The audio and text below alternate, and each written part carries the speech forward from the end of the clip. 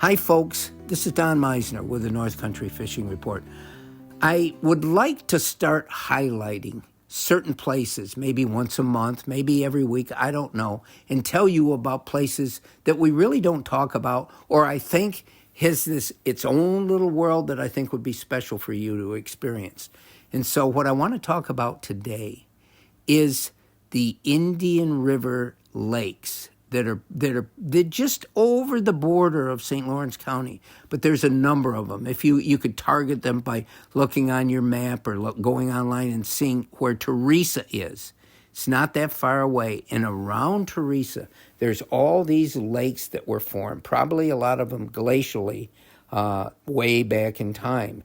And there's at least a dozen of these lakes. They're all small. They afford you the chance to fish them with a small boat. A lot of times, big boats can't get in. The access places are just for a boat with no more than a 10-horse motor. But here's the charm. Because of that, they aren't fished near as heavily, and most of the people that are fishing them are fishing using catch and release as a means of what the sport is. They're not killing these fish. And here's the other thing that makes these lakes so special.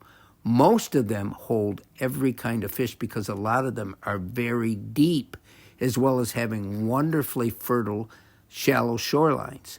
So if you get a chance to fish any of these, I can start to name some of them. Lake of the Woods, Millsite Lake, Grass Lake, Moon Lake, Muskellonge Lake, Hyde Lake, and I've only started to name some of them. Red Lake, each one has tremendous largemouth bass fishing. Most of them have northern pike.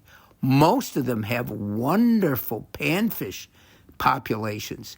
And a lot of them have cold water species like lake trout. And so you have so many varieties of sort of experiences that you can enjoy in fishing these lakes. You also have them pretty much to yourself.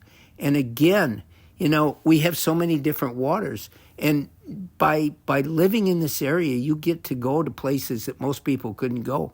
And to have a dozen of these Indian River lakes right nearby, you could spend a whole summer just fishing each one of them and sort of learning how to fish each one the best way.